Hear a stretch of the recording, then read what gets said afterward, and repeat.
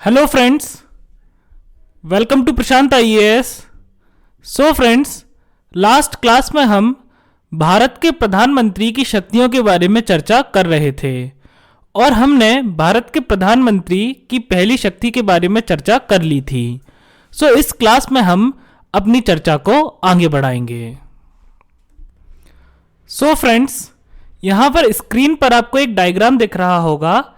इस डायग्राम में मैंने ऊपर जो ऑरेंज कलर का सर्कल बनाया है ये राज्यसभा है और जो नीचे ग्रीन कलर का बड़ा सर्कल बनाया है ये लोकसभा है। अब फ्रेंड्स, पिछली कक्षाओं में मैंने आपको समझाया था कि भारत में सरकार कैसे बनती है। ओके, तो भारत में सरकार कैसे बनती है फ्रेंड्स? सो भारत में सरकार लोकसभा के चुनाव के थ्रू बनती है। फ्रेंड्स, पिछली कक्षा में मैंने आपको सरकार कैसे बनती है इस बात को अच्छे से समझाया था। आज मैं पुनः आपको इस बात को फिर से समझाता हूं कि सरकार कैसे बनती है। तो यहां पर हम शॉर्ट में समझने की कोशिश करेंगे कि भारत में सरकार कैसे बनती है। सो फ्रेंड्स, मान के चलिए कि देश में लोकसभा के चुनाव हैं और ये जो लोकसभा के चुनाव हैं इसमें 4 राजनीतिक दलों ने पार्टिसिपेट किया। राजनीतिक दल ए, राजनीतिक दल बी, राजनीतिक दल सी और राजनीतिक दल डी, यानी कि political party A, political party B, political party C और पॉलिटिकल पार्टी डी। अब फ्रेंड्स, मान के चलिए कि पॉलिटिकल पार्टी ए को 280 सीटें प्राप्त हुई। ओके, तो सीटें का क्या मतलब है कि जैसे कि लोकसभा में कुल कितने सदस्य होते हैं, तो लोकसभा की कुल सदस्य संख्या होती है 543, यानी कि लोकसभा में 543 सदस्य होते हैं और हर सदस्य के पास एक सीट होती है। ओके, तो हम बोलेंगे कि लोकसभा में 543 सीट्स होती हैं। तो जितने सदस्य होते हैं उतनी ही सीट होती हैं और आप सदस्य और सीट को इंटरचेंजेबली भी यूज कर सकते हो। तो या तो हम ये कह लें कि लोकसभा में 543 सदस्य होते हैं या फिर लोकसभा में 543 सीटें होती हैं। अब फ्रेंड्स, मान के चलिए पार्टी ए को मिली 280 सीटें, पार्टी बी को मिली 100 सीटें, पार्टी सी को मिली 150 सीटें। सो पार्टी सी को कितनी सीट मिली? 150 सीटें और पार्टी डी को मिली 13 सीटें। ओके, सो हमने किस तरह से डिस्ट्रीब्यूशन किया कि पार्टी ए को मिली 280, पार्टी बी को 100, पार्टी सी को 150 और पार्टी डी को 13। और अब जब इन सबको सम करेंगे तो टोटल आ जाएंगी 543। सो टोटल 543 सीट्स थी, तो जिसमें से पार्टी ए को 280 सीट मिली। अब फ्रेंड्स, लोकसभा के चुनाव के बाद सबसे पहले पार्टी तय की जाती है कि कौन सी पार्टी सरकार बनाएगी। ओके, तो सबसे पहले क्या तय किया जाता है कि कौन सा राजनीतिक दल यानी कि कौन सी पॉलिटिकल पार्टी सरकार बनाएगी। तो सबसे पहले क्या चूज किया जाता है? Political party. सो फ्रेंड्स, मान के चलिए आइए अब हम देखते हैं कि कैसे पॉलिटिकल पार्टी का चयन किया जाएगा कि कौन सी पॉलिटिकल पार्टी सरकार बनाएगी। सो आइए अब हम आगे देखते हैं। सो फ्रेंड्स, सरकार बनाने के लिए लोकसभा में एब्सोल्यूट मेजोरिटी का मतलब होता है पूर्ण बहुमत। सो लोकसभा में पूर्ण बहुमत की आवश्यकता होती है। तो जिस भी पार्टी को लोकसभा में एब्सोल्यूट मेजोरिटी यानी कि पूर्ण बहुमत प्राप्त हो जाएगा वो पार्टी क्या बनाएगी? वो पार्टी सरकार बनाएगी। अब पूर्ण बहुमत कैसे कैलकुलेट करते हैं? तो पूर्ण बहुमत का मतलब होता है कि जो कुल सदस्य संख्या है, जैसे कि कुल सदस्य संख्या 543 है, तो कुल सदस्य संख्या के 50% से अधिक। ओके, सो कुल सदस्य संख्या के 50% से अधिक को कहते हैं पूर्ण बहुमत। अब इस पूर्ण बहुमत को कैसे कैलकुलेट करेंगे? ओके, सो यहां पर कुल सदस्य संख्या कितनी है? यहां पर कुल सदस्य संख्या है 543। ओके, सो कुल सदस्य संख्या कितनी है? 543 और 543 का हम 50% कैलकुलेट करने के लिए क्या करेंगे? इसको 1/2 से मल्टीप्लाई कर देंगे। ओके, आप इसे 50/100 से मल्टीप्लाई करें या 1/2 से मल्टीप्लाई करें, बात तो सेम है। तो हमें 543 का 1/2 कैलकुलेट करना है। तो हम क्या करेंगे फ्रेंड्स कि 543 को किससे मल्टीप्लाई कर देंगे? 543 को मल्टीप्लाई कर देंगे 1/2 से। सो जब हम इस कैलकुलेशन को करेंगे तो हमारा रिजल्ट आएगा 271.5। ओके, और पूर्ण बहुमत यानी कि एब्सोल्यूट मेजोरिटी के लिए हमें 271.5 से ज्यादा चाहिए। तो हमें कितना? तो 271.5 से ज्यादा अंक कौन सा होता है? 272। कौन सा अंक होता है 272। यानी कि जिस भी राजनीतिक दल को लोकसभा में 272 या उससे अधिक सीटें प्राप्त हो जाएंगी वो राजनीतिक दल सरकार बनाएगा। तो यहां पर आप देख सकते हैं ना तो बी को 272 सीटें प्राप्त हुई, ना सी को हुई, ना डी को हुई। राजनीतिक दल ए को 280 सीटें प्राप्त हुई और जो 280 नंबर है वो 272 से ज्यादा है। तो या तो हमें 272 चाहिए था या उससे ज्यादा चाहिए था। तो अभी डिसाइड हो गया कि राजनीतिक दल ए जो है वो सरकार बनाएगा। तो अब क्या डिसाइड हो गया कि सरकार कौन बनाएगा? सरकार बनाएगा पॉलिटिकल पार्टी ए, यानी कि राजनीतिक दल ए। अब फ्रेंड्स, एक बार राजनीतिक दल डिसाइड हो गया तो उसके बाद क्या किया जाता है, सो आइए देखते हैं। तो सबसे पहले क्या डिसाइड हो गया कि पॉलिटिकल पार्टी ए सरकार बनाएगी, पार्टी ए सरकार बनाएगी। अब फ्रेंड्स, जो पार्टी ई का लीडर होगा, यानी कि जो पार्टी ई का नेता होगा, जो पार्टी ए का प्रमुख होगा, ओके। सो जो पार्टी ए का लीडर होगा, यानी कि जो पार्टी ए का प्रमुख होगा, मुखिया होगा, उस लीडर को, ओके, पार्टी ए के लीडर को भारत के राष्ट्रपति महोदय प्रधानमंत्री के रूप में नियुक्त कर देंगे। तो होगा ये कि भारत के राष्ट्रपति महोदय पार्टी ए के लीडर को सरकार बनाने के लिए आमंत्रित करेंगे। भारत के राष्ट्रपति महोदय पार्टी ए के लीडर को, यानी कि पार्टी ए के नेता को सरकार बनाने के लिए आमंत्रित करेंगे। और जब वो पार्टी ए के नेता को सरकार बनाने के लिए आमंत्रित करेंगे तो पार्टी ए का नेता बन जाएगा प्रधानमंत्री यानी कि प्राइम मिनिस्टर। तो सबसे पहले क्या डिसाइड किया गया? सबसे पहले पार्टी डिसाइड की गई कि कौन सी पार्टी सरकार बनाएगी। उसके बाद उस पार्टी का जो लीडर है, यानी कि उस पार्टी का जो मुखिया है, वो प्रधानमंत्री बन जाएगा। तो सबसे पहले पार्टी डिसाइड होती है, उसके बाद प्रधानमंत्री डिसाइड किया जाता है कि कौन प्रधानमंत्री बनेगा। अब फ्रेंड्स, आइए देखते हैं कि आगे क्या होगा। फ्रेंड्स, इस डायग्राम में आपको जितने भी हरे कलर के बिंदु दिख रहे हैं, ये सभी के सभी बिंदु कौन है? ये सभी लोकसभा सदस्य हैं। और जितने भी आपको ऑरेंज कलर के बिंदु दिख रहे हैं, ये सब कौन है? ये सब राज्यसभा सदस्य हैं। और ये जो आपको बीच में लाल कलर का बड़ा बिंदु दिख रहा है, ये कौन है? ये प्रधानमंत्री है, यानी कि प्राइम मिनिस्टर है। अब फ्रेंड्स, एक बार प्रधानमंत्री को चुन लिया गया कि ये व्यक्ति प्रधानमंत्री बनेगा, तो अब ये प्रधानमंत्री का अधिकार है कि प्रधानमंत्री इस बात को चुनेगा, इस बात को तय करेगा कि कौन कौन मंत्री बनेगा।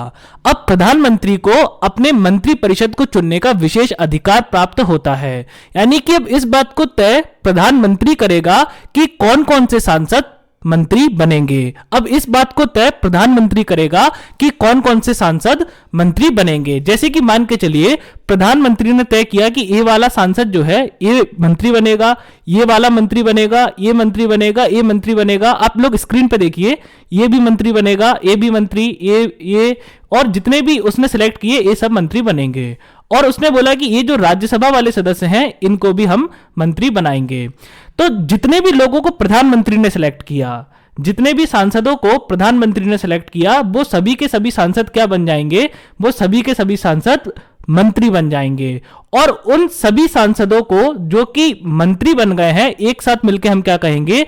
मंत्री परिषद या फिर council of ministers. Okay, so friends, यहां पर ध्यान देने वाली बात यह है कि एक बार प्रधानमंत्री का चुन लिया गया तो अभी प्रधानमंत्री का विशेष अधिकार है कि प्रधानमंत्री इस बात को तय करेगा कि कौन मंत्री बनेगा, कौन कौन मंत्री बनेगा। तो प्रधानमंत्री जिसे चाहे वो उसे मंत्री बना सकता है। इस बात का निर्णय प्रधानमंत्री करेगा कि कौन कौन मंत्री बनेगा। तो जैसे कि इस डायग्राम में आप देख सकते हैं कि प्रधानमंत्री ने इतने लोकसभा के सदस्यों को और कुछ राज्यसभा के सदस्यों को चुना कि ये लोग मंत्री बनेंगे, तो ये सभी लोग मंत्री बन गए। और इन्हीं सभी मंत्रियों को मिला के हम क्या बोलेंगे कि ये है मंत्री परिषद या फिर council of ministers. So friends, इस बात से हम क्या निष्कर्ष निकाल सकते हैं, क्या कंक्लूजन निकाल सकते हैं? सो इस बात से हमें निष्कर्ष निकाल सकते हैं कि मंत्री परिषद को कौन बनाता है, यानी कि काउंसिल ऑफ मिनिस्टर्स को कौन बनाता है? तो प्रधानमंत्री यानी कि prime minister council of ministers को बनाता है।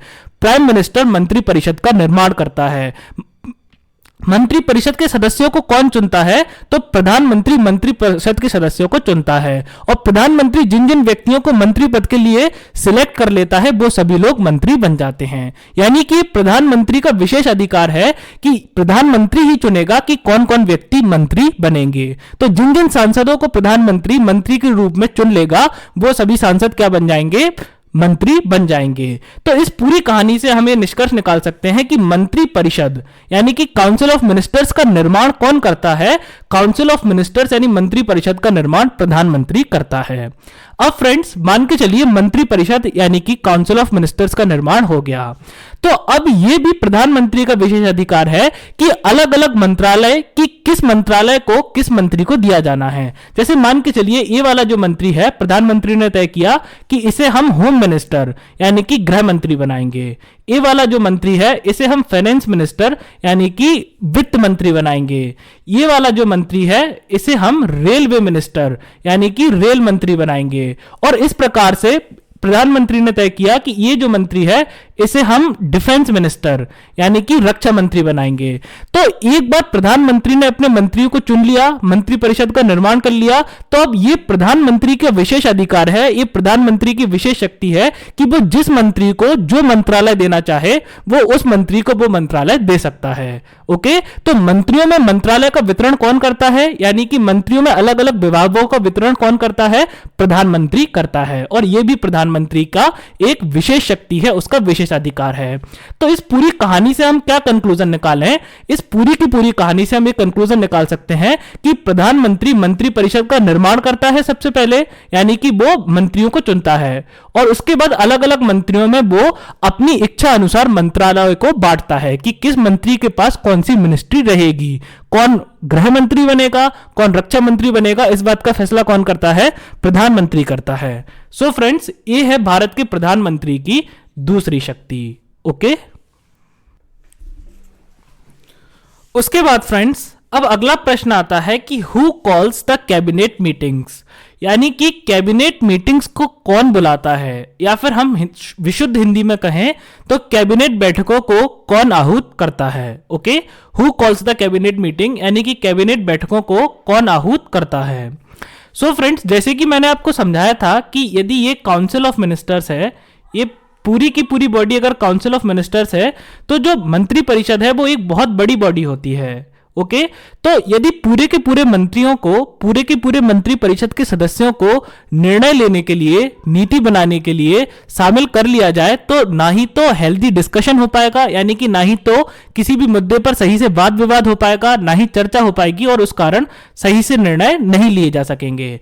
तो मैंने आपको बताया था कि मंत्री परिषद के अंदर एक छोटी सी बॉडी होती है जिसे हम कहते हैं कैबिनेट। ओके, तो कैबिनेट में सारे रैंक बन के मंत्री इसके सदस्य होते हैं, यानी कि जितने भी कैबिनेट मंत्री हैं वो सभी इसके सदस्य होते हैं। ओके, तो जितने भी देश के लिए निर्णय लिए जाते हैं यानी कि डिसीजंस लिए जाते हैं, उसके बाद देश के लिए जितनी भी नीतियां बनाई जाती हैं, या इसके बाद जितने भी विधेयकों को तैयार किया जाता है, यानी कि कौन कौन से जो बिल्स हैं, विधेयक हैं, उन्हें संसद में पेश किया जाना है, इस बात का निर्णय कौन लेता है? कैबिनेट लेती है। और कैबिनेट इस निर्णयों को कहां लेती है? कैबिनेट इन निर्णयों को, इन डिसीजंस को कैबिनेट की बैठकों में लेती है, यानी कि कैबिनेट की मीटिंग्स में लेती है। तो कैबिनेट मीटिंग या कैबिनेट बैठक का मतलब है कि जब सारे के सारे कैबिनेट मंत्री मिलते हैं, सारे के सारे कैबिनेट मंत्री मीटिंग करते हैं, बैठक करते हैं, और मीटिंग करने के बाद वो लोग अलग अलग चीजों पे निर्णय लेते हैं। तो मेरा प्रश्न है कि कैबिनेट मीटिंग्स को कौन बुलाता है, यानी कि who calls the cabinet meetings. So friends, इसका आंसर है कि प्राइम मिनिस्टर, यानी कि प्रधानमंत्री कैबिनेट की मीटिंग्स को बुलाता है। Prime minister calls the cabinet meetings, प्रधानमंत्री कैबिनेट की बैठकों का आह्वान करता है। ओके, तो कैबिनेट की बैठक को कौन बुलाता है? प्रधानमंत्री कैबिनेट की बैठक को बुलाता है। उसके बाद फ्रेंड्स, प्रधानमंत्री का एक विशेष अधिकार है कि प्रधानमंत्री इस बात को डिसाइड करता है कि कौन सी मीटिंग का कौन सा एजेंडा होगा। यानी कि जैसे मान के चलिए प्रधानमंत्री ने कैबिनेट की मीटिंग को बुलाया, ओके, तो अब इस मीटिंग का एजेंडा कौन डिसाइड करेगा? एजेंडा का मतलब होता है कि इस मीटिंग का क्या एम है, इस मीटिंग का क्या उद्देश्य है, इस मीटिंग का क्या लक्ष्य है। ओके, तो एजेंडा का क्या मतलब होता है? एजेंडा का मतलब होता है कि हम इस मीटिंग में क्यों आए हैं, हमें इस मीटिंग में क्या करना है, यानी कि इस मीटिंग का उद्देश्य क्या है, लक्ष्य क्या है, एम क्या है, या सिंपल भाषा में हमें इस मीटिंग में करना क्या है। तो किसी भी मीटिंग का एजेंडा कौन डिसाइड करता है? तो प्रधानमंत्री किसी भी मीटिंग का एजेंडा डिसाइड करता है। ओके, तो प्रधानमंत्री किसी भी मीटिंग का एजेंडा डिसाइड करता है कि उस मीटिंग में क्या किया जाना है। अब फ्रेंड्स, जैसे कि मैंने आपको बताया था कि जैसे मान के चलिए यदि ये कैबिनेट है और ये सभी जो हैं ये सभी कैबिनेट के सदस्य हैं, यानी कि ये सभी कैबिनेट मंत्री हैं, तो देश के लिए सारे डिसीजंस यानी कि निर्णय कौन लेता है? कैबिनेट लेती है। देश के लिए पॉलिसी कौन बनाती है? कैबिनेट बनाती है। और कौन कौन से विधेयकों को यानी बिल्स को संसद में प्रस्तुत किया जाना है, इस बात पर निर्णय कौन लेता है? कैबिनेट लेती है। ओके, यानी कि कैबिनेट जो है वो देश के प्रशासन की सबसे ऊंची संस्था है। Cabinet is the highest administrative body in the country. देश में सबसे ऊंची सबसे बड़ी प्रशासनिक संस्था कौन है? कैबिनेट है। ओके, यानी कि जितने भी प्रशासनिक निर्णय होते हैं, एडमिनिस्ट्रेटिव डिसीजंस होते हैं, उन्हें कौन लेता है? उन्हें पूरे देश के लिए कैबिनेट लेती है। ओके, अब जो प्रधानमंत्री है यानी कि प्राइम मिनिस्टर है, वो इस कैबिनेट का बॉस है। प्राइम मिनिस्टर इस कैबिनेट का मुखिया है। प्राइम मिनिस्टर ही कैबिनेट की मीटिंग को बुलाता है, वो ही एजेंडा तैयार करता है, और इन कैबिनेट मीटिंग्स की अध्यक्षता भी प्रधानमंत्री करता है, यानी कि प्रधानमंत्री इन कैबिनेट मीटिंग्स का चेयरमैन होता है, अध्यक्ष होता है। तो इस पूरी कहानी से हमें सार निकाल सकते हैं कि देश की जो प्रशासन व्यवस्था है, देश का जो प्रशासन है, कैबिनेट मीटिंग्स के थ्रू प्रधानमंत्री उसका मार्गदर्शन करते हैं। ओके, तो यानी कि प्रधानमंत्री जो है वो कैबिनेट मीटिंग्स के थ्रू, कैबिनेट की मीटिंग्स के थ्रू देश की प्रशासन व्यवस्था को चलाते हैं, देश की प्रशासन व्यवस्था का मार्गदर्शन करते हैं। क्यों? क्योंकि जितने भी प्रशासनिक निर्णय हैं, जितने भी पूरे देश के लेवल के प्रशासनिक निर्णय हैं, उन्हें कौन लेगा? कैबिनेट लेगी। और कैबिनेट का अध्यक्ष कौन है? प्रधानमंत्री है। ओके, सो प्रधानमंत्री जो है वो देश की प्रशासन व्यवस्था को कैबिनेट मीटिंग्स के थ्रू क्या करते हैं? मार्गदर्शन देते हैं, देश की प्रशासन व्यवस्था को बनाए रखते हैं। ओके, सो देश की प्रशासन व्यवस्था को प्रधानमंत्री कैबिनेट मीटिंग्स के थ्रू क्या करते हैं? मार्गदर्शन प्रदान करते हैं। सो ये है फ्रेंड्स भारत के प्रधानमंत्री की तीसरी शक्ति, यानी कि थर्ड पावर। सो फ्रेंड्स, आइए अब हम भारत के प्रधानमंत्री की चौथी शक्ति के बारे में डिस्कस करते हैं। So friends, prime minister is the chief spokesman of council of ministers, यानी कि प्रधानमंत्री मंत्री परिषद का प्रमुख प्रवक्ता होता है। ओके, सो प्रधानमंत्री जो है वो मंत्री परिषद का मुख्य प्रवक्ता होता है। अब मुख्य प्रवक्ता या चीफ स्पोक्समैन होने से क्या मतलब है? सो मुख्य प्रवक्ता या चीफ स्पोक्समैन होने से मतलब है कि मंत्री परिषद की तरफ से कौन बोलेगा? तो बेसिकली मंत्री परिषद की तरफ से प्रधानमंत्री बोलता है, और प्रधानमंत्री ने एक बार जो बात बोल दी वो बात फाइनल होती है, यानी कि मंत्री परिषद की तरफ से जो बात प्रधानमंत्री ने बोल दी वो बात पूरे के पूरे मंत्री परिषद की बात मानी जाती है। मंत्री परिषद की तरफ से जो बात प्रधानमंत्री ने बोल दी उस बात को पूरी मंत्री परिषद की बात माना जाता है। अब फ्रेंड्स, इस बात का यह मतलब भी है कि प्रधानमंत्री जो है वो मंत्री परिषद का मुख्य रिप्रेजेंटेटिव है, यानी कि प्रधानमंत्री जो है वो मंत्री परिषद का क्या है? मुख्य प्रतिनिधि है। प्रधानमंत्री जो है वो पूरे के पूरे मंत्री परिषद का मुख्य प्रतिनिधि है। ओके, सो प्रधानमंत्री क्या है? पूरे के पूरे मंत्री परिषद का मेन रिप्रेजेंटेटिव है, वो पूरे के पूरे मंत्री परिषद को रिप्रेजेंट करता है, यानी कि वो पूरे के पूरे मंत्री परिषद का प्रतिनिधित्व करता है। प्रधानमंत्री पूरे के पूरे मंत्री परिषद का प्रतिनिधि है। ओके, सो मंत्री परिषद का मुख्य प्रवक्ता यानी कि चीफ स्पोक्समैन कौन है? प्रधानमंत्री है, यानी कि मंत्री परिषद से तरफ से कौन बोलता है? प्रधानमंत्री मंत्री परिषद की तरफ से एक बार जो बात बोल देता है वो बात फाइनल मानी जाती है। ओके, क्यों? क्योंकि प्रधानमंत्री जो है वो मंत्री परिषद का चीफ स्पोक्समैन यानी कि प्रमुख प्रवक्ता है, और इस बात का यह मतलब भी है कि प्रधानमंत्री मंत्री परिषद का रिप्रेजेंटेटिव है, प्रतिनिधि है, यानी कि प्रधानमंत्री पूरे के पूरे मंत्री परिषद का प्रतिनिधित्व करता है। सो ये है भारत के प्रधानमंत्री की चौथी शक्ति। आइए अब हम आगे बढ़ते हैं।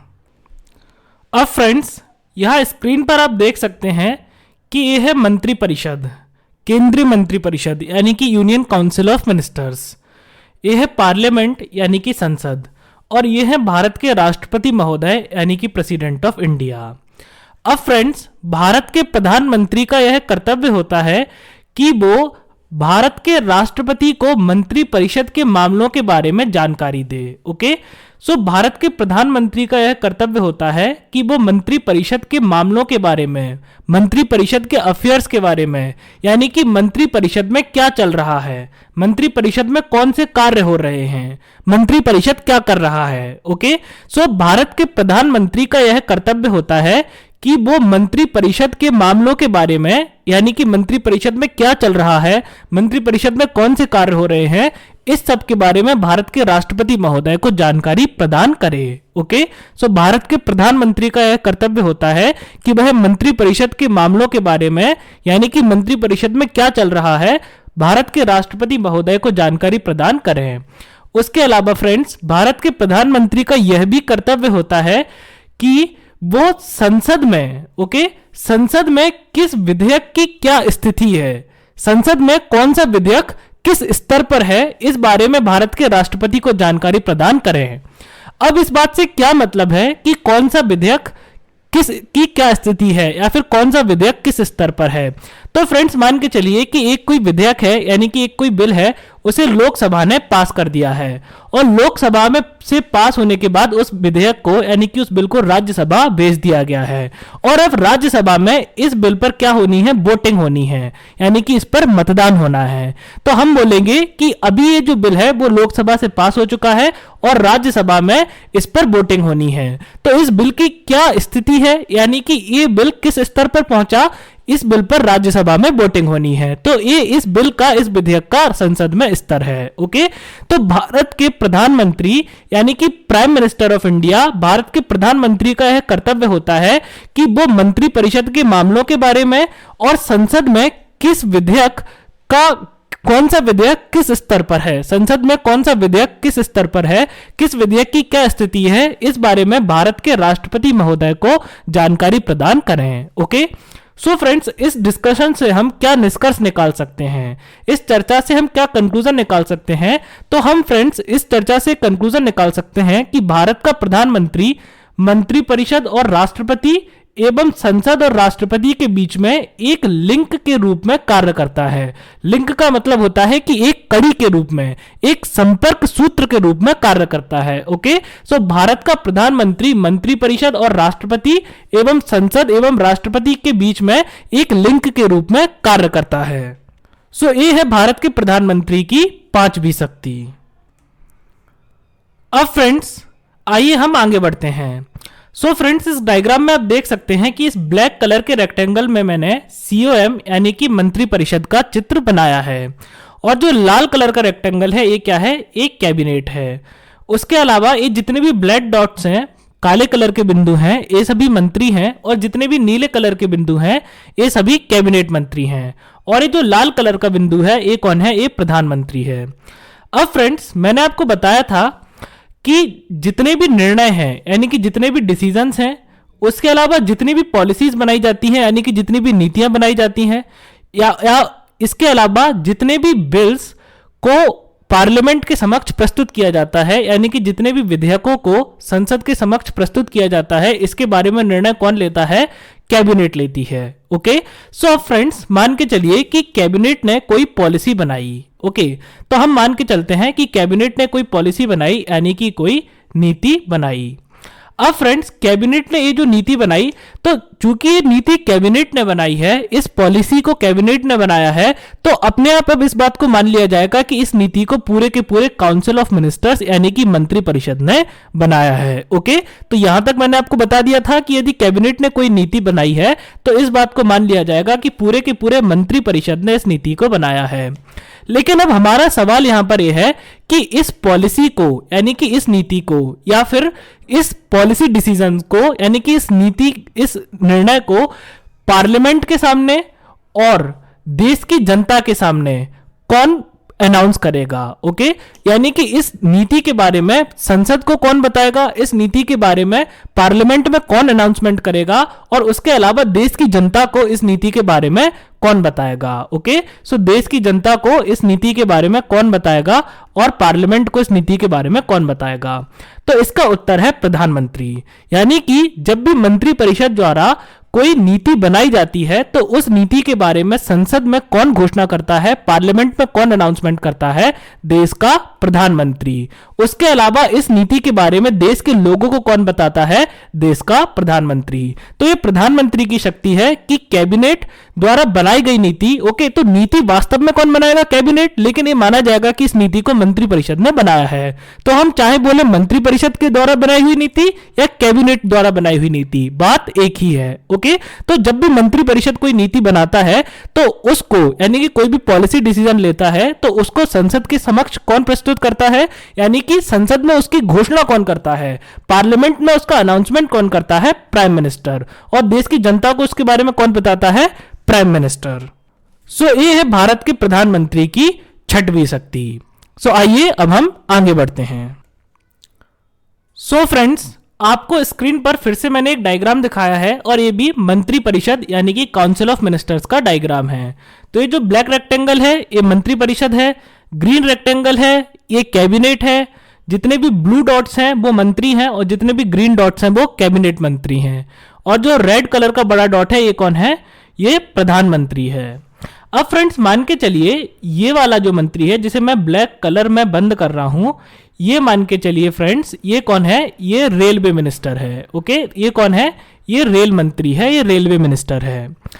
तो फ्रेंड्स अब प्रधानमंत्री को एक शक्ति प्राप्त है कि प्रधानमंत्री इस मंत्री को यानी कि रेल मंत्री को अपने पास बुला सकता है। तो प्रधानमंत्री क्या करेगा, रेल मंत्री को अपने पास बुलाएगा और रेल मंत्रालय से संबंधित जितनी भी जानकारी है, ओके, रेल मंत्रालय से संबंधित जितनी भी जानकारी है यानी कि जितनी भी इंफॉर्मेशन है, ओके, सो रेल मंत्रालय से संबंधित जितनी भी जानकारी है, जितनी भी इंफॉर्मेशन है, उसे प्रधानमंत्री रेल मंत्री से मांग सकता है। ओके, सो प्रधानमंत्री के पास क्या शक्ति है कि प्रधानमंत्री रेल मंत्री को अपने पास बुलाएगा और उससे उसके मंत्रालय से संबंधित जितनी भी जानकारी है, जितनी भी इंफॉर्मेशन है वो मांग सकता है। जैसे कि अभी कितने कर्मचारी काम कर रहे हैं, ओके, उसके अलावा कि आपने अभी तक कितना पैसा खर्च कर लिया है, ओके, उसके अलावा कि यदि हम देखें तो एक महीने की औसत इनकम रेलवे से कितनी हो रही है, उसके अलावा आपके यहाँ जो शिकायतें आई हैं उनके बारे में क्या आपकी राय है। तो यानी कि प्रधानमंत्री रेल मंत्री से, रेल मंत्रालय से संबंधित जो भी जानकारी मांगे, रेल मंत्री को उस जानकारी को प्रधानमंत्री को देना पड़ेगा। तो अब ये रेल मंत्री की जिम्मेदारी होगी कि प्रधानमंत्री उससे जो भी जानकारी मांग रहा है वो जानकारी उसको प्रदान करे। अब फ्रेंड्स मान के चलिए यहां पर ये जो दूसरा मंत्री है, इसको मैंने ब्लैक कलर में दोबारा से बंद किया है, ये मान के चलिए ये है हेल्थ मिनिस्टर। हेल्थ मिनिस्टर यानी कि ये है स्वास्थ्य मंत्री। अब प्रधानमंत्री स्वास्थ्य मंत्री को भी बुला सकता है। ओके, तो प्रधानमंत्री के पास शक्ति है कि प्रधानमंत्री स्वास्थ्य मंत्री को भी बुला सकता है और उसके मंत्रालय से संबंधित जो भी जानकारी है वो उससे पूछ सकता है, और स्वास्थ्य मंत्री को सारी की सारी जानकारी प्रधानमंत्री को देनी पड़ेगी। तो कहानी का सार यह है कि प्रधानमंत्री किसी भी मंत्री को बुला सकता है, किसी भी मंत्री को बुला सकता है और उस मंत्री से उसके मंत्रालय से संबंधित जानकारी पूछ सकता है, और उस मंत्री को प्रधानमंत्री को सारी जानकारी बतानी पड़ेगी। ओके, और ये जो शक्ति है ये प्रधानमंत्री के अलावा किसी भी अन्य मंत्री को प्राप्त नहीं है, ये शक्ति सिर्फ और सिर्फ भारत के प्रधानमंत्री को प्राप्त है। सो उसके अलावा फ्रेंड्स प्रधानमंत्री जो है वो मंत्रिपरिषद का बॉस होता है, यानी कि प्रधानमंत्री जो है वो मंत्रिपरिषद का नेता है या फिर मंत्रिपरिषद का मुखिया है, आप जो भी बोलना चाहें। तो प्रधानमंत्री जो है वो मंत्रिपरिषद का बॉस होता है।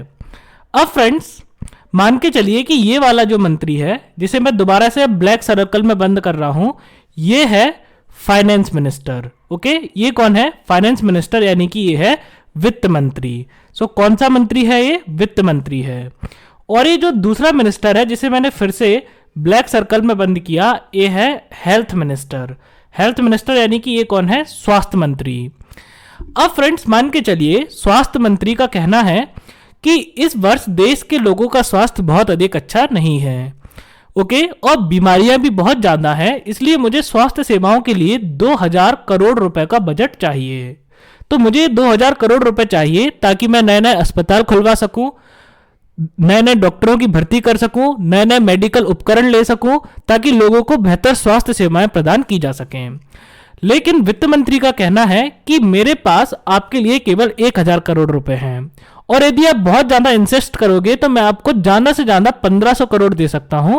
1500 करोड़ से 1 रुपए ज्यादा भी मैं आपको नहीं दे सकता हूं, क्योंकि देश की अर्थव्यवस्था अभी कमजोर हो गई है, तो मुझे उसके लिए भी पैसे जोड़ना है, मुझे देश के डिफेंस के लिए, रक्षा व्यवस्था के लिए भी पैसे देने हैं, तो मैं आपको 1500 करोड़ से अधिक का बजट नहीं दे सकता। ये सिर्फ और सिर्फ एक हाइपोथेटिकल एग्जाम्पल है, ओके, यानी कि एक काल्पनिक उदाहरण है। तो हेल्थ मिनिस्टर क्या कर रहे हैं, स्वास्थ्य मंत्री मांग रहे हैं 2000 करोड़ और वित्त मंत्री दे रहे हैं 1500 करोड़। तो अब होगा क्या फ्रेंड्स कि इन दोनों के बीच में हो जाएगा झगड़ा। तो ये है हेल्थ मिनिस्टर और ये है फाइनेंस मिनिस्टर, यानी कि स्वास्थ्य मंत्री और वित्त मंत्री, और इन दोनों के बीच में हो गया झगड़ा। ओके, स्वास्थ्य मंत्री किसी भी कीमत पर 2000 करोड़ रुपए से कम लेने को तैयार नहीं है, और वित्त मंत्री किसी भी कीमत पर 1500 करोड़ से देने को तैयार नहीं है। अब इस अवस्था में जब मंत्री परिषद के दो मंत्रियों के बीच लड़ाई हो गई, तब इनकी लड़ाई को सुलटाएगा कौन, इनकी कॉन्फ्लिक्ट को कौन रिजॉल्व करेगा? तो अब आएंगे भारत के प्रधानमंत्री महोदय। ओके, सो अब कौन आएंगे? अब प्रधानमंत्री आएंगे, और प्रधानमंत्री सबसे पहले हेल्थ मिनिस्टर को बुलाएंगे, उनसे बात करेंगे, बोलेंगे बताओ भाई क्या समस्या है आपकी। तो हेल्थ मिनिस्टर उनको बताएंगे कि सर ऐसा है कि इस साल लोगों का स्वास्थ्य सही नहीं है, बीमारियां भी बहुत ज्यादा हैं, इसलिए स्वास्थ्य सेवाओं को बेहतर बनाने के लिए अधिक धन की आवश्यकता है, इसलिए मैंने 2000 करोड़ रुपए की मांग की, लेकिन वित्त मंत्री इतना बजट अलॉट करने को तैयार नहीं है। अब उसके बाद वो फाइनेंस मिनिस्टर को बुलाएंगे कि बताओ भाई क्या दिक्कत है। तो अब फाइनेंस मिनिस्टर अपनी प्रॉब्लम बताएंगे कि सर देश में अर्थव्यवस्था भी बहुत बुरी तरह से प्रभावित हुई है, उसके अलावा और भी बहुत सारी समस्याएं जिनसे हमें जूझना है, देश के डिफेंस के लिए भी मुझे पैसा देना है, तो मेरे पास अधिक से अधिक 1500 करोड़ रुपए हैं इन्हें देने के लिए। तो अब प्रधानमंत्री क्या करेंगे कि प्रधानमंत्री दोनों की बात को सुनेंगे और फिर अच्छे से समझेंगे, और फिर वो देखेंगे कि कौन कितना सही कह रहा है या फिर वास्तव में किसकी बात कितनी सही है। ओके, जैसे कि प्रधानमंत्री इस बात का निरीक्षण करेंगे कि क्या वास्तव में 2000 करोड़ रुपए की आवश्यकता है स्वास्थ्य मंत्री को। उसके अलावा प्रधानमंत्री इस बात का निरीक्षण भी करेंगे कि क्या भारत के जो वित्त मंत्री हैं वो 1500 करोड़ से अधिक का बजट स्वास्थ्य मंत्रालय के लिए अलॉट नहीं कर सकते। ओके, मान के चलिए प्रधानमंत्री ने दोनों ही चीजों का अध्ययन किया, उसके बाद उन्होंने दोनों को बुलाया और बोला देखो लड़ाई झगड़े में कुछ नहीं है, आप लोग क्या करो आपस में सुलह कर लो, और सुलह करके उस पर पहुंचो, एक सामंजस्य स्थापित करते हैं कि वित्त मंत्री 1800 करोड़ रुपए स्वास्थ्य मंत्रालय के लिए अलॉट करेंगे। तो अब वित्त मंत्री को अपने बजट में 300 करोड़ एक्स्ट्रा स्वास्थ्य मंत्री को देना पड़ेगा, और जो स्वास्थ्य मंत्री हैं उनको 200 करोड़ कम रुपए में पूरी की पूरी स्वास्थ्य व्यवस्थाओं को बनाना पड़ेगा। तो प्रधानमंत्री ने क्या किया, आके एक सामंजस्य स्थापित किया और बोला कि अब 1800 करोड़ रुपए दे दो, जिससे कि स्वास्थ्य मंत्री की बात भी रह जाएगी और वित्त मंत्री की बात भी रह जाएगी, और इस प्रकार से समस्या सॉल्व हो जाएगी।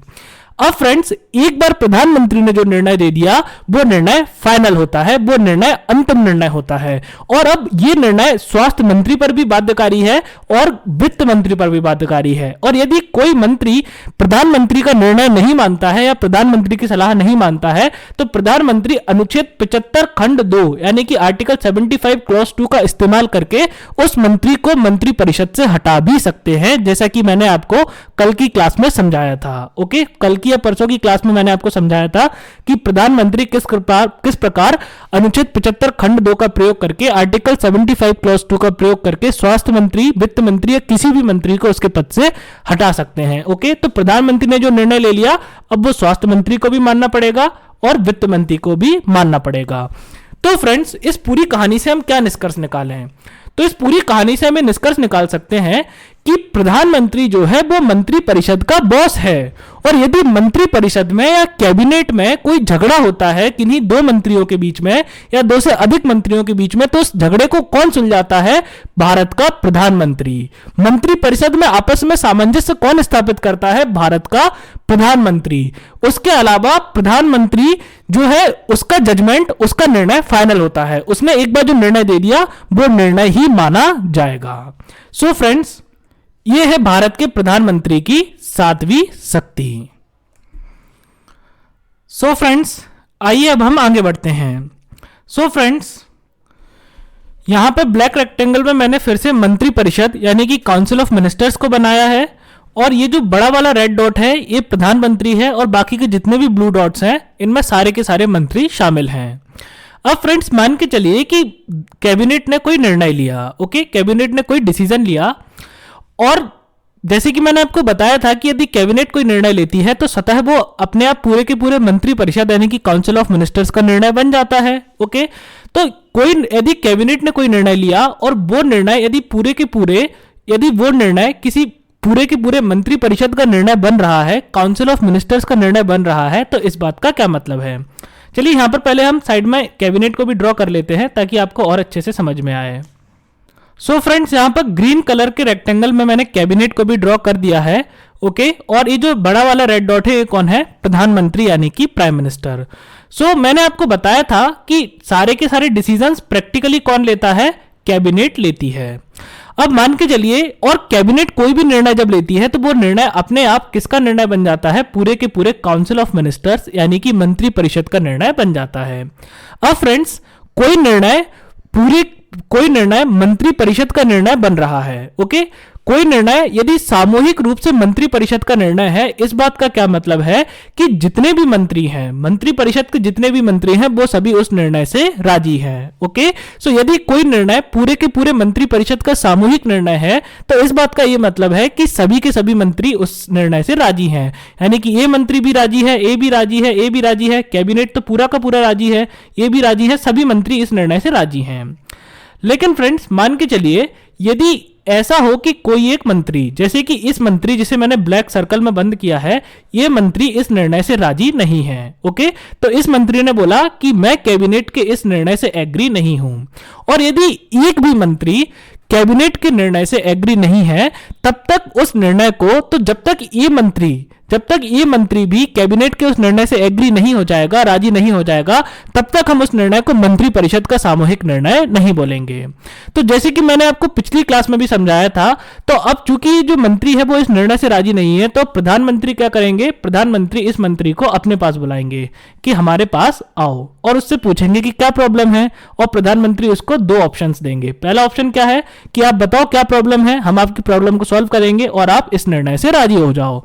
और दूसरा ऑप्शन क्या है कि आप मंत्री परिषद से रिजाइन कर दो, यानी कि आप मंत्री परिषद से इस्तीफा दे दो। तो जब आप इस्तीफा दे दोगे तो डेफिनेटली बाकी के मंत्री तो वैसे भी राजी हैं, तो ये जो निर्णय है सारे के सारे मंत्रियों का निर्णय बन जाएगा, और फिर इस निर्णय को हम मंत्री परिषद का सामूहिक निर्णय कह सकेंगे।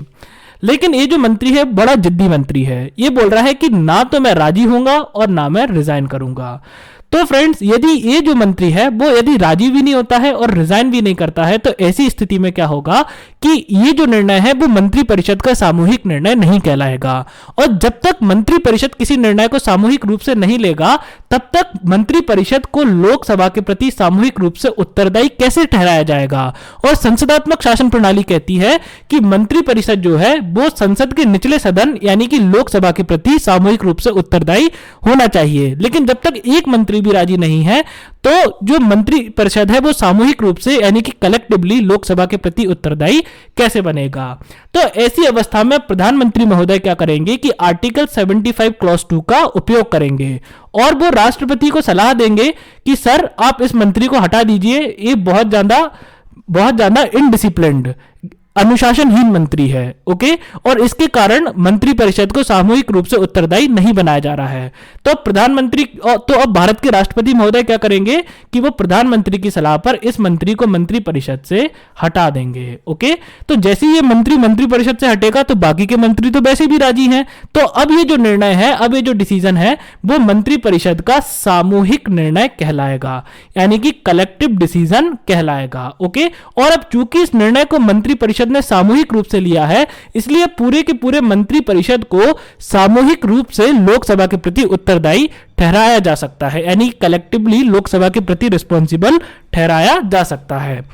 सो फ्रेंड्स, अब इस कहानी से हम क्या निष्कर्ष निकालें, तो इस कहानी से हम निष्कर्ष निकालते हैं कि लोकसभा के प्रति लोकसभा के प्रति मंत्री परिषद का जो सामूहिक उत्तरदायित्व है, यानी कि कलेक्टिव रिस्पॉन्सिबिलिटी है या फिर सामूहिक उत्तरदायित्व है, उसको कौन निर्धारित करता है, उसको कौन सुनिश्चित करता है? तो भारत के प्रधानमंत्री महोदय उसको सुनिश्चित करते हैं। यानी कि यदि किसी एक मंत्री के कारण यदि कोई एक मंत्री परिषद के निर्णय से राजी नहीं है और उसके कारण यदि पूरे के पूरे मंत्री परिषद को लोकसभा के प्रति सामूहिक रूप से उत्तरदायी नहीं ठहराया जा पा रहा है, तो अब प्रधानमंत्री क्या कर सकते हैं? उस मंत्री को मंत्री परिषद से हटा देंगे, और जब वो मंत्री परिषद से हट गया तो अब ये निर्णय पूरे मंत्री परिषद का निर्णय बन जाएगा, और अब इस निर्णय के लिए पूरे के पूरे मंत्री परिषद को लोकसभा के प्रति सामूहिक रूप से उत्तरदायी ठहराया जा सकता है। तो इसका मतलब है कि प्रधानमंत्री इस बात को सुनिश्चित करता है कि पूरा का पूरा मंत्री परिषद सामूहिक रूप से लोकसभा के प्रति उत्तरदायी हो। तो ये है भारत के प्रधानमंत्री की 8वीं शक्ति। सो फ्रेंड्स, जब मैंने आपको भारत के प्रधानमंत्री की 7वीं शक्ति समझाई थी, तो मैंने आपको हेल्थ मिनिस्टर यानी कि स्वास्थ्य मंत्री और फाइनेंस मिनिस्टर यानी कि वित्त मंत्री का उदाहरण देके ये समझाया था कि यदि हेल्थ मिनिस्टर यानी कि स्वास्थ्य मंत्री और फाइनेंस मिनिस्टर यानी कि वित्त मंत्री के बीच झगड़ा हो जाता है तो उसे कौन सुलझाएगा? तो उसे भारत का प्रधानमंत्री यानी कि प्राइम मिनिस्टर सुलझाएगा। तो मैंने आपको बताया था कि हेल्थ मिनिस्टर क्या कह रहे थे कि हेल्थ मिनिस्टर क्या कह रहे थे कि मुझे इस साल 2000 करोड़ रुपए की आवश्यकता है। ओके, और उसके विपरीत फाइनेंस मिनिस्टर यानी कि वित्त मंत्री क्या कह रहे थे कि हम आपको केवल 1500 करोड़ रुपए दे सकते हैं। तो प्रधानमंत्री ने क्या किया? इन दोनों की बात को सुना और प्रधानमंत्री ने क्या कहा कि आप एक काम करो, प्रधानमंत्री ने वित्त मंत्री से कहा कि आप 1800 करोड़ रुपए स्वास्थ्य मंत्रालय को दे दो, और स्वास्थ्य मंत्री से कहा कि आप 1800 करोड़ रुपए में ही देश को स्वास्थ्य सेवाएं उपलब्ध कराओ।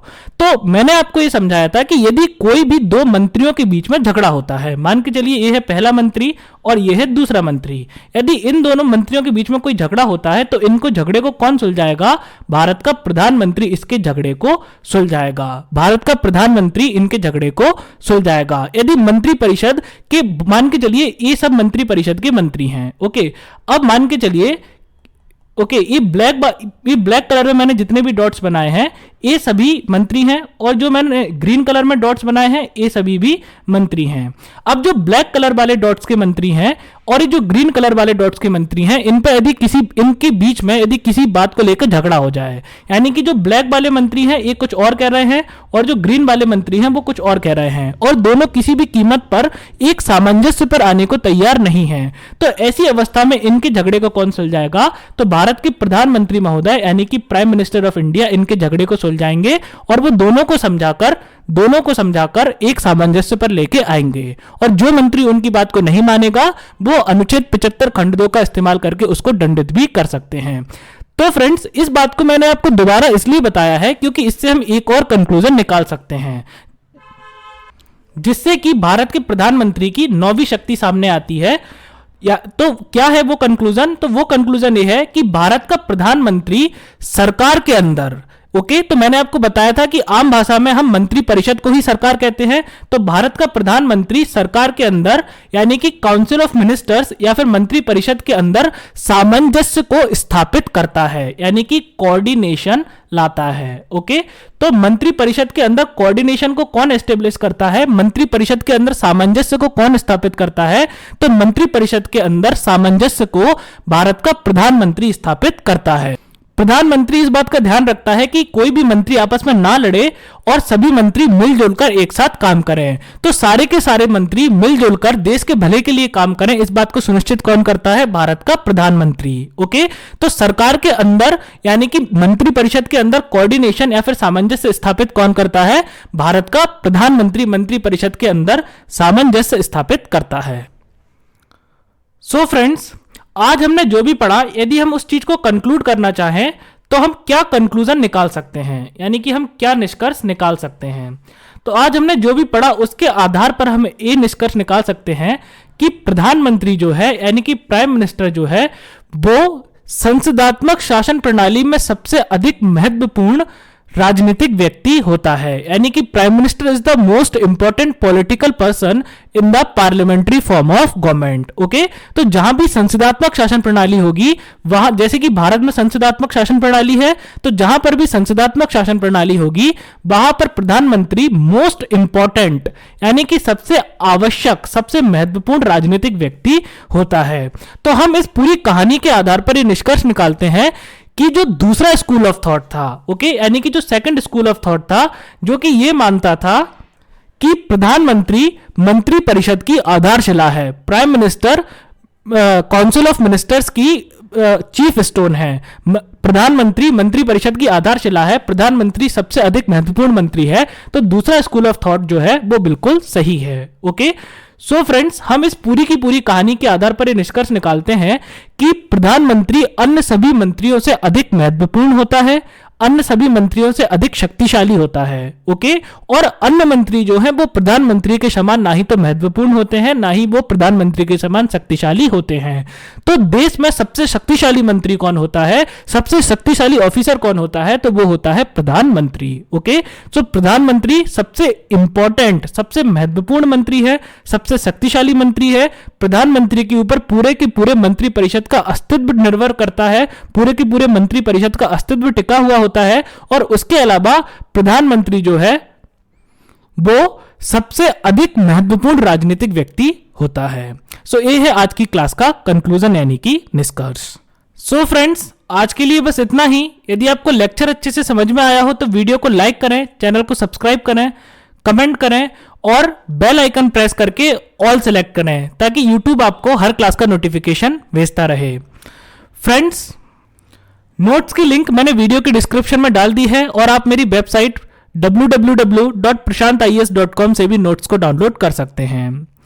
सो फ्रेंड्स, अब हम मिलेंगे अगली क्लास में। Till then, take care of yourself. Thank you.